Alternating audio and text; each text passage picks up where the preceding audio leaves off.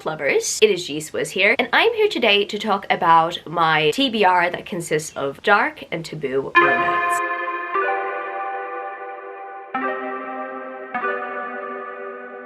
If you didn't know, this is a 7 on Sunday topic, and I am the host of 7 on Sunday. I will link the Goodreads page down in the description where you can check it out, and you can participate in a topic in the future, or you can suggest a topic. I just realized that this also might include romantic suspense as well. But yeah, I guess you can say that the title already seems long enough. I like doing this every year. I only just started doing this topic like this time last year, and I think it's interesting to look at some of the books that I've accumulated over time and then realize, oh yeah, I have a book on my TBR with that subject matter. I don't know when I'm gonna get to it, but I am gonna get to it sometime, and maybe, just maybe, it might entertain me. It might be an adrenaline-inducing read. That is pretty much why I've started diving into dark romance. Dark romance isn't necessarily a subgenre that I read often. I do read it every once in a while. I mean, my favorite dark romance author at the moment is Laura Falasa. I love the way that she writes villainous love interests, but also in the last year I recently read dark romances like the Savage Land series, The Bonds That Tie, Haunting Adeline, all that stuff etc, and I'm a little bit more experienced within the subgenre, but not extremely experienced. And there are some books that I've accumulated over time, whether they be books that I purchased to be signed at Babe or Rare. Do I have any Rare picks here? Yes, I do have Rare picks here. Or some other ad hoc purchases that I've got to talk about, and I will talk about their subject matter. So yeah, this is gonna be very interesting. If you don't feel comfortable about dark romance or taboo romance, then it is okay to skip this one. However, if you're curious to see what is currently on my TBR and what I'm kind of intrigued by, I mean, maybe I might just read these and absolutely despise them, but overall, I'm just looking for an adrenaline-inducing read. I'm just looking for a really fun time that I can laugh at.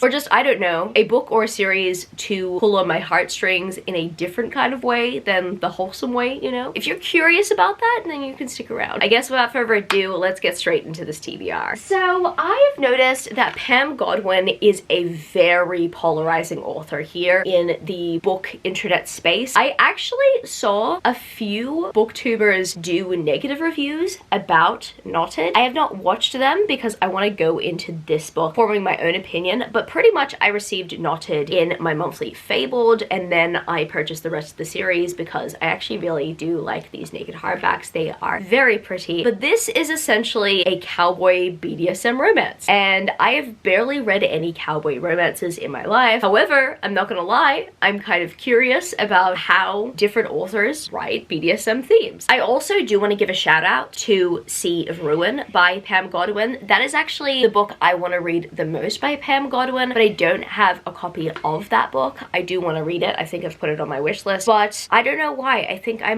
might just be holding off for someone to do a special edition of it. Maybe that's why I haven't purchased it yet. I haven't purchased any books by Pam Godwin besides the Fabled exclusive edition that we've received in the monthly box and the add-ons, but I am kind of more curious about that one because that is a pirate romance, and that seems to be more up my alley, even though I've had friends who actually feel 50-50 about that book as well, and its questionable themes. I'm not gonna lie, I'm really curious about it, and I'm also curious about everything else that Pam Godwin has written. I've just heard that these books are extremely questionable, but for some reason, I'm drawn to them like a moth to a flame. I don't understand, I can't comprehend it, but I'm curious about the series, and because Knotted is a book series that I have physically on my TBR, I think I might be getting to this one first, unless of course that changes and I get a standard or special edition of Sea of Ruin. We'll see how we go. I barely know anything about this book series, but I just know that Pam Godwin is a controversial author, and for some reason I'm intrigued because of that. And next I'm going to give a shout out to a manga series that I've wanted to read for a while, but I had no idea that it was going to be a dark romance. Like, yes, I knew that based on the title Yakuza Fiance that I was going to experience somewhat of an action-packed romance, kind of similarly to Yakuza Lover, except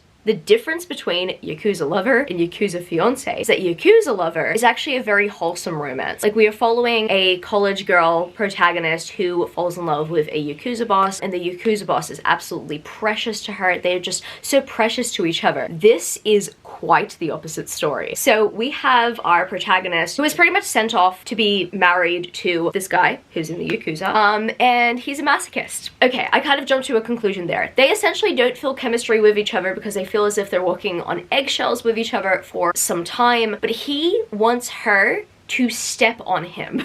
He understands that she grew up very privileged and very spoiled, and he wants her to act that way. And the only way for her to play the game is for her to try to learn how to be manipulative to him and to realize that that is his love language. And it's interesting because there's a point in the story where she's talking to someone in her family and they're like, you know what? You should make him pay by making him fall in love with you and then dropping him. Like, I'm making it sound like she is terrible, and she, I'd say, is not as terrible as the guy who is in the Yakuza. Like, he is very ruthless, very tough, and there's this point in the story where he's just being terrible to her, and it's because he's trying to pull her terrible side out of her because that's the side he wants to see. It's interesting. Like, as I was reading this, I was like, oh my goodness, where is this gonna go? And then at the moment that she bests him, he's like, I'm in love with you, I want to get married with you, I want to have your children, all that stuff. I'm like, whoa.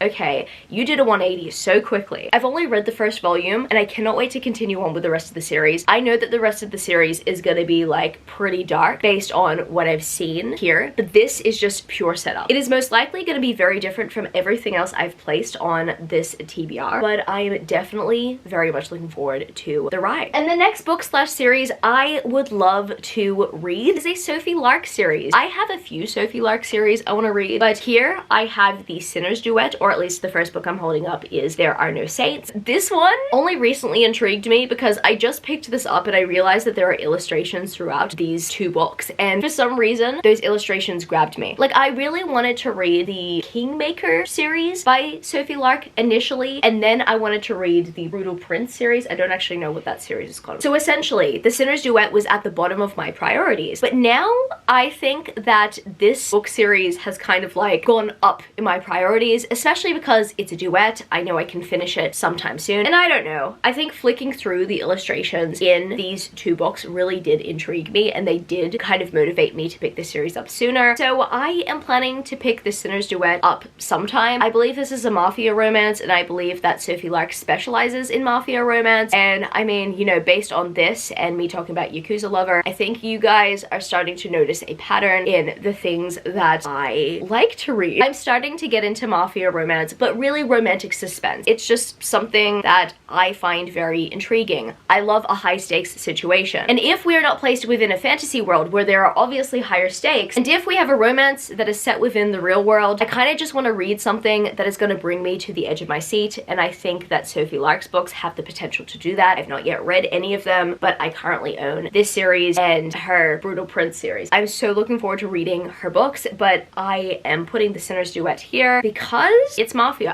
Oh my goodness. I also have the Devil's Night series by Penelope Douglas. I actually met Penelope Douglas at Babe, and they were very lovely. I was just so happy to meet them. Ever since I read Punk 57, I have been put in a chokehold. Penelope Douglas, based on that one book alone, has just made me want to read their entire backlist. Like, I just want to read everything by Penelope Douglas. And look, I don't even love these covers, right? These are the out-of-print editions of the Devil's Night series. I haven't seen the recent repackaged editions as I'm filming this right now, but I'm very much looking forward to doing so. But when I read Punk 57, I just knew I needed to collect the entire Devil's Night series. I hear that this series is magnificent. I cannot wait to read this series. I think it might be a Why Choose series. I'm not actually sure, and there are some questionable themes that have to do with grave sites from what I know. All I know is that there are some questionable themes within this book series, but also there are some questionable themes within Punk 57, and from what I know, Punk 57 is also connected to the Devil's Night series. There is a scene where the Devil's Night characters are in Punk 57, and that's honestly very exciting because I do love a good interconnected universe. I'm just excited to get to this book series because I want another compelling read, and I believe that Penelope Douglas will deliver on another level like they did with Punk 57. Like, Punk 57 is the only book I've ever read by Penelope Douglas as I'm filming this video right now, and for some reason it's just one of the most unforgettable dark romances I've ever read. I mean, I've only read a few, but it's one of the most unforgettable romances I read in 2023, and that's saying a lot because I read a lot. in 2023. I just cannot wait to read this book series, and I think this is gonna take a darker direction. And the next book that I've placed on my dark taboo romance TBR is Daddy Shark, Does It Hurt by H.G. Carlton. I wanted to read this one, I think, either in the lead up to Babe or straight after Babe. And look, honestly, I can see myself reading this one at any time. But you know what? I find it very interesting that there are some very mixed opinions on Does It Hurt. I have been hearing the cat and mouse duet is much more entertaining to some people. I think the more I wait to read Does It Hurt, the more I realize that not everyone loves it the same way that they love the cat and mouse duet. This has a very similar theme to the cat and mouse duet from what I know, and that theme is when the characters experience arousal and pleasure through fear. And I know that there are some like extreme scenes in here. Like, yes, I know of the famous shark scene, guys, okay? Also, I hear that after that point, it gets very vanilla. I don't know. I've just heard that from a few people. I heard that the romance gets pretty boring after the more extreme stuff. So I'm nervous about Does It Hurt. Overall, when it comes to H.G. Carlton's books, I'm just looking for a good time. I'm not looking for like a 5 out of 5 star read. Every book that I've read by H.G. Carlton so far, I have not rated, but I've enjoyed because I find them to be very funny and very interesting. I don't know. I just see H.G. Carlton's books in a very different way. I'm looking forward to reading Does It Hurt, but I'm also quite nervous about it because I don't know if it will hit the same as Cat and Mouse. And the next dark, taboo, suspenseful book that I have on my TBR is Still Beating by Jennifer Hartman. This is the Fabled exclusive edition, and also recently got picked up by a publisher as well. I think it got picked up by Bloom or Source Books. I'm trying to remember. And this book specifically has a very interesting premise. We are essentially following two protagonists who just so happen to be captured, and they are held hostage, but they start to fall in love with each other. And I hear that this book is really dark. It does have a very dark and heavy subject matter, and it does deal with some pretty tough themes. So, you know, reader discretion is advised. I'm curious about this one. I honestly am. I was even very much curious about it to the point that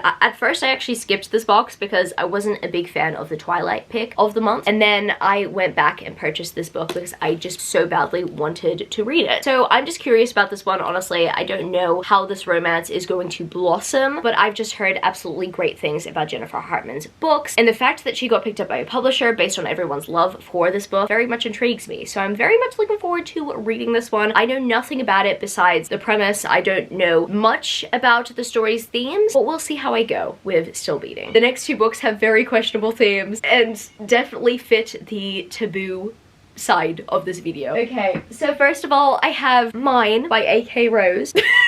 Now, first of all, I need to acknowledge before going into what this book is actually about, this beautiful special edition is stunning. I initially wanted to buy these books because I saw the covers and I was like, oh my goodness, I need them in my life. And I actually picked these up at Rare 2023. I met A.K. Rose. She was absolutely lovely, and she upgraded everyone's set to a beautiful foiled set. I'm hoping that at the next book event that she's at, that the next 3 books in this series will be foiled in the same way because I want my set to match so bad. But yeah, so about this book series, it's a step-sibling romance, and I believe it's Why Choose as well. But I remember Sash reading this book on the plane back from the location of Rare to her home city, and she said it was really nice. And you know what? I also have some really spicy overlays in here that I cannot show on YouTube because this video would get demonetized. But yeah, I have not yet read this series, but I can't help but be curious about it, honestly. I kind of knew that there were going to be like dark themes in the series, but I did not realize how extreme it was until I brought these books back and then I looked at the overlays. I was like, oh, okay, that looks really spicy. I am saving this for a time when I feel like reading something that is very wicked. I mean, this won't be the first time I read anything about a step-sibling romance. I also very much read a book series that I had no idea was going to include a step-sibling romance. I believe that these step-siblings, by the way, are not related per se. They're just put into the situation where their parents are doing their thing and they're like, oh, well, you know, we've just been invited to someone's home. That is pretty much the only step-sibling romance that I can stomach, because if we were to talk about like actual like relatives doing the thing, then like I already feel like this is questionable. Like I already feel uneasy about this. But if we were to take it a step further, I don't know if I could stomach that. I still haven't even watched House of the Dragon, guys. I want to, but at the very same time, there are a few themes that I'm a little bit nervous about. Like I'm just afraid that it's going to be depressing, which I've heard it is pretty depressing at times, but then there's also that romantic element as well. That isn't necessarily the thing that's turning me off from watching the series though, but I just know that when the time comes that I do actually watch House of the Dragon, I am going to have to mentally prepare for that. But when it comes to actual related people in books getting together, I cannot stomach that personally. I really cannot. But we will see how I go with this. But this is not the only book series that I have on my TBR that follows relatives doing the thing. Here I have The Wild Boys. This is a special edition of The Wild Boys. I picked this up from Sarah Kate's table on a whim, actually. So I met Sarah Kate at Babe 2023. She signed this book. I accidentally repurchased a book that was found for me, so I dropped my copy of 4 by Sarah Kate at the convention on the day, and it was found, but I had already paid for a new copy before telling the person who was in charge of the stand that I had dropped my copy. So she was like, okay, take anything on this table, and I picked up The Wild Boys. But yeah, I had no idea what this book was about. And then I recently discovered the premise, and it is essentially about a why choose / polyamorous situation between a girl, a DILF, and his son. I promise, I had no idea what this book series was about before purchasing it off of Sarah Kate's table. And I'm not gonna lie, I feel really conflicted about this. But at the very same time, I just know that this might be just a really funny time. Like a fun time and also a very funny time. I do like Sarah Kate's books though, even though I've only read praise. And I did love meeting Sarah Kate. Sarah Kate's absolutely lovely, and I reckon that her books are also gonna be very lovely. I know that based on praise, she has the potential to write a good and healthy romantic dynamic. It does feel weird though, but then again though, I don't think it's too much different from mine, where there are a bunch of stepbrothers getting with one girl. But it still feels kind of awkward because it's a father and a son being involved in a romantic relationship with a woman. I don't think I've ever seen anything like this. Sarah Kate has very much changed the game. I'm curious about this. I honestly don't know if I would have put this series on my physical TBR if I knew the premise, and the reason why I don't think I would have is because I am still feeling conflicted about this premise. I don't know how this is gonna work, but I have to trust that Sarah Kate is gonna make it work, just like she made Praise work. If you guys don't know, Praise was a situation where a couple broke up and the female protagonist gets with her ex-boyfriend's dad, and that actually was done in a very healthy way. I was so surprised at how the end of that book turned out, so I'm curious about The Wild Boys, honestly. Have no idea what to expect, but considering that Sarah Kate wrote Praise the way that she did, I have a little bit of faith in her. And while we're talking about really dark stuff, before I proceed with my last pick, I'm just gonna briefly mention that I want to read Nana and Koru. This is a manga series. I'm not gonna bring my physical copy out here just because. And all I'm gonna say is that this is a BDSM romance manga that goes on for 18 volumes, but it's one of those series that I am going to try to just read behind closed doors because its paneling is just way too saucy.